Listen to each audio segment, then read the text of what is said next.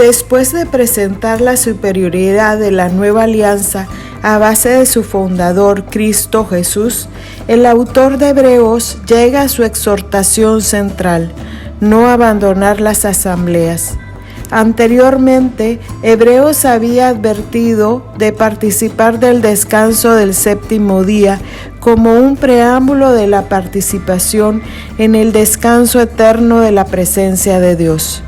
El que rehusaba honrar el tercer mandamiento y abstenerse de la liturgia comunal estaba en camino a también abstenerse de participar en la liturgia celestial. Rechazar la liturgia cristiana es voluntariamente rehusar entrar en el reposo de Dios.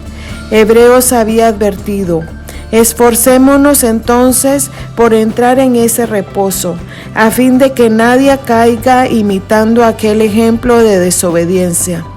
Según Hebreos, obedecer el tercer mandamiento es indicativo del compromiso del alma. Si la persona no cumple con el elemento más elemental del decálogo de Dios, santificar el séptimo día, era improbable que también orientara su vida alrededor de su fe y cumpliera con los otros preceptos de ella. En el capítulo 10, Hebreos expresa claramente la manera apropiada de santificar el séptimo día: participar en la liturgia dominical. El autor de Hebreos decreta severamente: no desertemos de nuestras asambleas como suelen hacerlo algunos. Al contrario, animémonos mutuamente, tanto más cuanto que vemos acercarse el día. Y aún más, Hebreos no expresa solo el requisito elemental de participar en la liturgia cristiana, sino también la actitud y conducta apropiada del cristiano para efectivamente vivir la fe dentro del contexto comunitario. Hebreos emplea las virtudes teologales presentadas por Pablo en su carta a los Corintios para destacar la vida en Cristo. La fe, esperanza y amor son la fundación de la vida cristiana, como lo expresa Hebreos. Acerquémonos entonces con un corazón sincero, llenos de fe. Mantengamos firmemente la confesión de nuestra esperanza. Alentémonos unos a otros para estimularnos en el amor. Las virtudes teologales de fe, esperanza y amor son dones gratuitos de Dios, pero ellas ejercitan el comportamiento moral del creyente. Nuestra respuesta activa a estas virtudes es lo que determina nuestra expresión práctica de la fe. Es lo que Pablo caracteriza como la obediencia de la fe, la cual es nuestra respuesta libre a las acciones del Espíritu en nuestras almas. El Catecismo de la Iglesia Católica dice: las virtudes teologales fundan, animan y caracterizan el obrar moral del cristiano. Informan y vivifican todas las virtudes morales. Son infundidas por Dios en el alma de los fieles para hacerlos capaces de obrar como hijos suyos y merecer la vida eterna. Hebreos presenta las virtudes teologales como un balance entre las gracias de Dios y nuestras respuestas a ellas. Acerquémonos entonces con un corazón sincero y llenos de fe, purificados interiormente de toda mala conciencia y con el cuerpo lavado por el agua pura. Las aguas bautismales son las que purifican al creyente, y nuestra respuesta a este don sacramental es el presentarnos con un corazón sincero. Mantengamos firmemente la confesión de nuestra esperanza, porque aquel que ha hecho la promesa es fiel. Mientras Dios es el donante de las promesas de la nueva alianza, nuestra participación en ella es expresada en la confesión de la fe, la cual ocurre dentro del contexto litúrgico de la celebración dominical, cuando recitamos el credo. Uno de los documentos más antiguos del cristianismo es el Didache. Este era un texto análogo al primer catecismo, el cual fue escrito a mediados del primer siglo. En el Didache se encuentra una profesión de fe que antecede al credo que hoy empleamos. La referencia de mantenernos firme a la confesión de nuestra esperanza es un llamado a compartir en la comunidad litúrgica la profesión de fe, como la hacemos hoy en la Santa Misa. Hebreos dice: alentémonos unos a otros para estimularnos en el amor y en las buenas obras. La expresión concreta de la aceptación de la fe de la nueva alianza son las obras de caridad. El servicio al prójimo es integral en la vida de fe. La carta de Santiago advierte: la fe, si no va acompañada de buenas obras, está completamente muerta. Sin embargo, aún nuestra respuesta al don de fe, esperanza y amor no es fruto de nuestras propias virtudes, sino una apertura a las gracias de Dios. Es Dios actuando a través de nosotros, el proveedor de las obras de caridad, y nosotros somos solo sus instrumentos. El Catecismo de la Iglesia Católica dice: el hombre no tiene por sí mismo mérito ante Dios, sino como consecuencia del libre designio divino de asociarlo a la obra de su gracia. El mérito pertenece a la gracia de Dios en primer lugar y la colaboración del hombre en segundo lugar. El mérito del hombre retorna a Dios. Aún así, el hombre mantiene libertad total de participar o rechazar las gracias de Dios. La participación libre con las virtudes de Dios culmina en nuestra participación con la liturgia eucarística, por lo que Hebreos advierte: no desertemos de nuestras asambleas. El cristianismo es una religión familiar. Adoramos a un Dios trinitario que es una familia en sí mismo, y lo hacemos en un contexto familiar que es la misa del Señor. El cristiano no puede vivir su fe en aislamiento. Nuestro culto está diseñado desde las fundaciones de la creación a ser una participación en los eventos del cielo mismo. El rito eucarístico se une con el propio cielo, y esto no puede ser replicado en el aislamiento de nuestros hogares. El cristiano no debe abandonar la asamblea litúrgica. El creyente no puede faltar a la misa dominical. Durante el cierre de las iglesias en la epidemia del COVID, las diócesis locales permitieron la participación virtual en la misa dominical. Aunque las transmisiones de los misterios divinos eran de gran consuelo en esas semanas de incertidumbre, ellas eran tan solo una sombra de las riquezas espirituales que se viven de manera presencial. Pero más trágicamente es que algunos aún continúan ausentándose de la celebración eucarística, creyendo que la misa virtual cumple con la obligación dominical. Después del COVID, las iglesias globalmente han experimentado una reducción de feligreses y, por extensión, una reducción de ingresos. Esto impide la expansión del reino al restringir la mano caritativa de la Iglesia Católica. Colectivamente, la Iglesia está sufriendo de la misma inercia que afectaba a la comunidad de creyentes a los que se dirige la carta a los hebreos.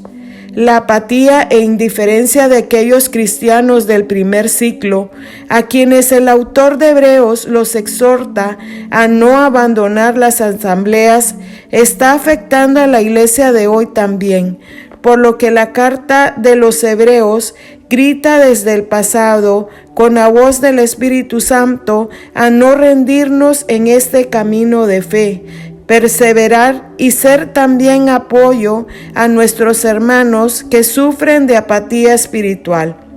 Los fieles creyentes están llamados no solo a vivir la fe, sino a ayudar a los otros a no abandonar el camino en Cristo. Hebreos ordena: animémonos mutuamente, tanto más cuanto que vemos acercarse el día. La referencia a el día es una alusión al día del Señor, o sea, el domingo, pero también es una referencia al día del juicio final. Con las palabras más severas del Nuevo Testamento, el autor de Hebreos advierte de las consecuencias de abandonar el camino de la fe. Porque si después de haber recibido en pleno conocimiento de la verdad, pecamos deliberadamente, ya no hay más sacrificio por los pecados. Solo resta esperar con terror el juicio y el fuego ardiente que consumirá a los rebeldes. Hebreos está alertando de los efectos del pecado mortal. Estas son las fallas cometidas con plena conciencia y deliberadamente. Estas son las fallas contra el Espíritu Santo que rechazan la conversión, contra aquellos que obstinadamente permanecen en el pecado mortal, aún con conciencia total de este. Hebreos nos abre los ojos a la realidad de la condenación eterna. Uno de los errores más comunes en el mundo moderno es la trivialización del mal y hasta la negación del pecado. Bajo la dictadura del relativismo, todo es permitido. La realidad entre el bien y el mal ha sido reemplazada por la opinión personal. El valor de los sentimientos ha superado la moral personal.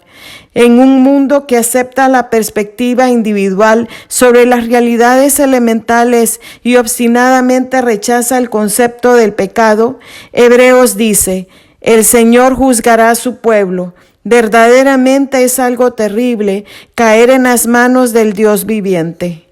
Hebreos nos recuerda de la realidad del infierno.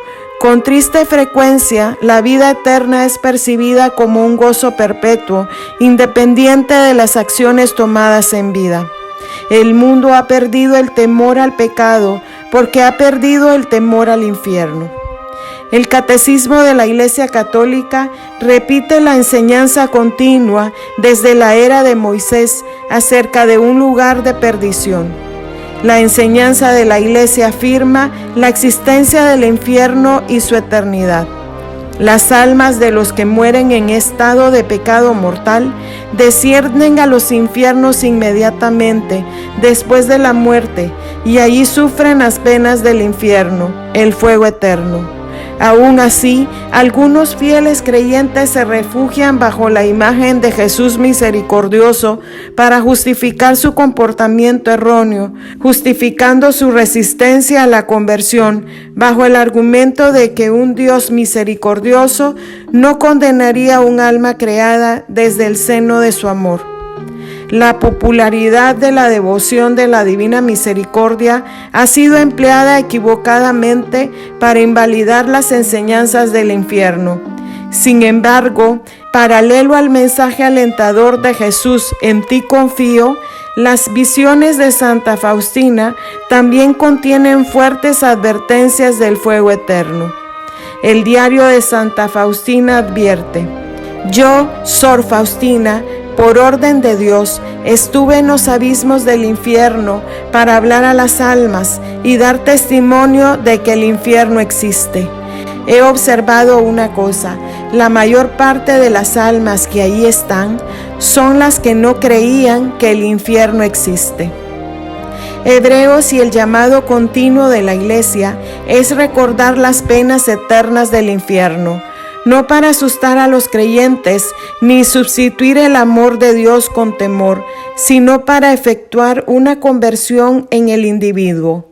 El Catecismo de la Iglesia Católica dice: las afirmaciones de la Escritura y las enseñanzas de la Iglesia a propósito del infierno son un llamamiento a la responsabilidad con la que el hombre debe usar de su libertad en relación con su destino eterno. Después de esta advertencia severa, Hebreos les recuerda a la audiencia de no rendirse en su peregrinación de la vida de fe. Hebreos cita al profeta Habacuc diciendo: el justo vivirá por la fe, pero si se vuelve atrás, dejaré de amarlo. Cuando Habacuc escribió estas palabras, el pueblo judío era cautivo en Babilonia. El templo de Salomón estaba en ruinas y el culto litúrgico hebreo había cesado. El pueblo estaba viviendo la noche más oscura de su historia y Habacuc expresa la angustia colectiva de Israel. ¿Hasta cuándo, Señor, pediré auxilio sin que tú escuches? Así como el pueblo judío vivía grandes tribulaciones, los cristianos a quienes se dirige Hebreos estaban experimentando severas dificultades. Hebreos señala algunas de las penas de los nuevos conversos. Apenas habían sido iluminados y ya tuvieron que soportar un rudo y doloroso combate, unas veces expuestos públicamente a injurias y atropellos, y otras solidarizándose con los que eran tratados de esta manera. Ustedes compartieron entonces los sufrimientos de los que estaban en la cárcel y aceptaron con alegría que los despojaran de sus bienes. El término de haber sido iluminado es una referencia al sacramento bautismal, originalmente nombrado el sacramento de foticio, o sea, iluminación. El autor de Hebreos les recuerda a los cristianos que están sufriendo que así como Habacuc le reclamó a Dios, ¿hasta cuándo, Señor?, ellos también serían restituidos, aunque la recompensa del cristiano sufriente ocurre en la siguiente vida. Con fuerza profética, esta sección de Hebreos emplea el texto de Habacuc, que originalmente ocurre dentro del contexto de la destrucción del templo judío, y poco más tarde el segundo templo también estaría en ruinas. Aunque Hebreos enfatiza la superioridad de la nueva alianza sobre la antigua, la obra también presenta la continuidad de la antigua dentro de la nueva. Empleando ejemplos de los héroes de la fe judía, Hebreos reta a su audiencia a imitar estos ejemplos. El cristianismo es una continuación de las promesas del pueblo judío. Jesús mismo anunció: no piensen que vine para abolir la ley o los profetas. Yo no he venido a abolir, sino a dar cumplimiento. Nuestra fe católica no es un reemplazo, sino la continuación de la fe de Abraham, Jacob, José, Moisés, Rahab, Gedeón, Barak, Sansón, Jefté, David, Samuel y los profetas. Nuestras raíces espirituales están sembradas en el campo fértil de la fe judía. En el corazón de nuestras creencias somos la continuidad de Israel. Los últimos papas han enfatizado las raíces judías del cristianismo. El Papa Francisco dijo: un cristiano no puede ser antisemita. Nosotros compartimos las mismas raíces. El Papa Benedicto XVI proclamó: ser antisemita es ser anticristiano. Mientras San Juan Pablo II, quien presenció personalmente los horrores del antisemitismo nazi, se destacaba por su defensa incondicional del pueblo judío. Finalmente, recordamos las palabras del Papa Pío XII, quien en la víspera de la Segunda Guerra Mundial declaró: espiritualmente todos somos semitas. Los héroes de la fe judía son presentados en etapas correspondientes a la historia salvífica. La época primordial de la fe hebrea es correspondiente a los personajes de Abel, Enoc y Noé. Abel fue el primer mártir, quien murió inocentemente por las manos de su propio hermano. Enoc fue el bendecido de Dios, quien como el profeta Elías fue arrebatado al cielo en cuerpo y alma. La era de los patriarcas es representada por Abraham y sus descendientes, Isaac, Jacob y José. Abraham es el ejemplo máximo de la obediencia de la fe. Él abandonó todo por seguir la voz de Dios y sus promesas. Moisés es presentado como el ejemplo de aquel a quien hereda la fe de sus padres y sus creencias. Es ligada con los lazos ancestrales de su pueblo. La lista de héroes en la fe judía incluye la antepasada del rey David, Rahab. Por su fe, ella escondió a los espías de Jericó al reconocer el poder del Dios viviente. Hebreos alude a las otras grandes mujeres de la antigüedad al citar: su debilidad se convirtió en vigor.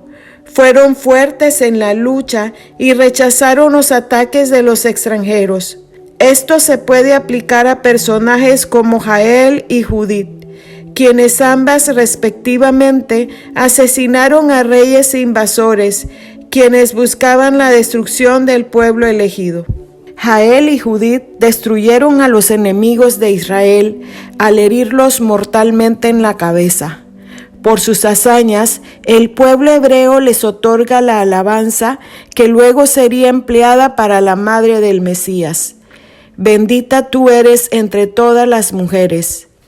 Hebreos continúa la lista de héroes en la fe, con ejemplos de los grandes guerreros, y esto sirve para recordarnos que la vida en la fe es una batalla espiritual constante. Es una lucha marcada a veces por el sufrimiento y angustia, como lo vivía la comunidad original a quien se dirige el autor. La audiencia de Hebreos compartiría las penas de los héroes de la fe judías, y como ellos serían gloriosos al final de los tiempos. Hebreos presenta un tema central de la fe cristiana, la comunión de los santos. Hebreos dice: por tanto, ya que estamos rodeados de una verdadera nube de testigos, despojémonos de todo lo que nos estorba, en especial el pecado, que siempre nos asedia, y corramos resueltamente al combate que se nos presenta. La iglesia es compuesta de 3 dimensiones tradicionalmente nominadas: la iglesia triunfante, la iglesia purgante y la iglesia militante. Estas son las dimensiones de los habitantes del cielo, purgatorio y nosotros acá en la tierra.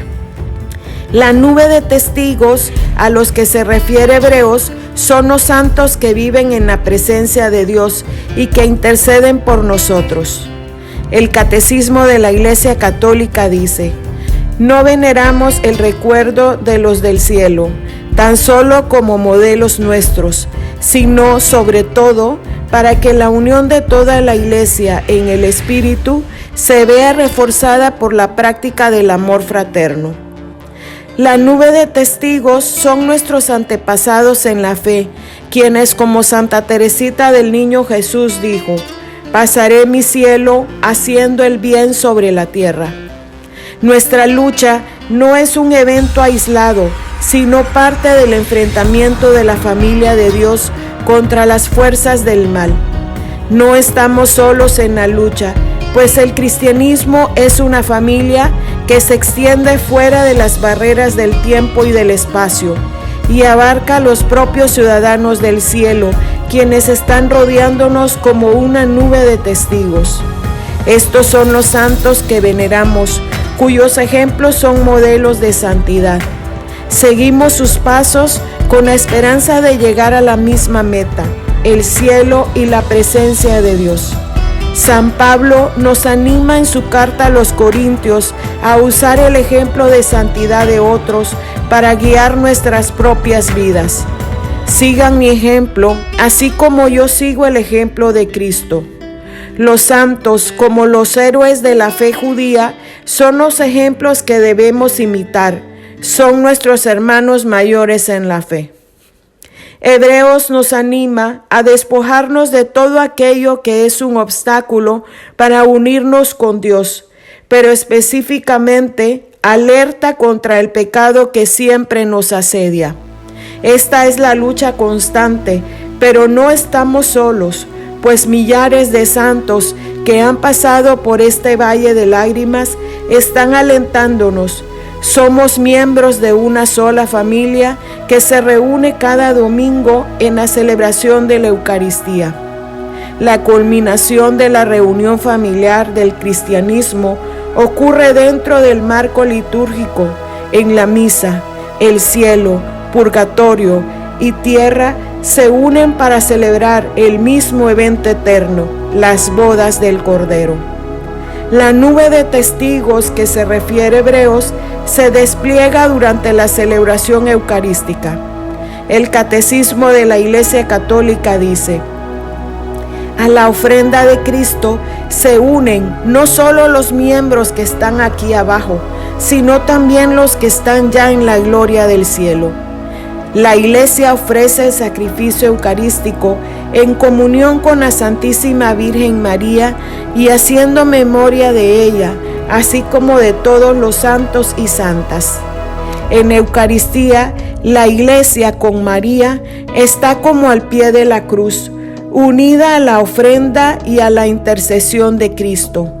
La familia cristiana se reúne en plenitud en cada celebración de la misa.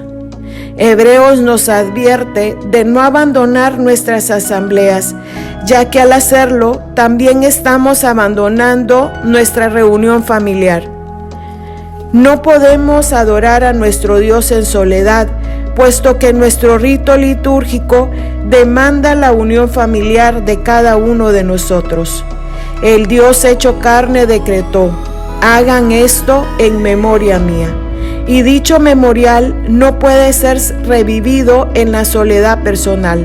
Somos parte de una familia sobrenatural que invisiblemente nos rodea y nos reunimos semanalmente en obediencia del decreto de Dios de santificar el séptimo día. Es el Dios cuya palabra es viva y eficaz.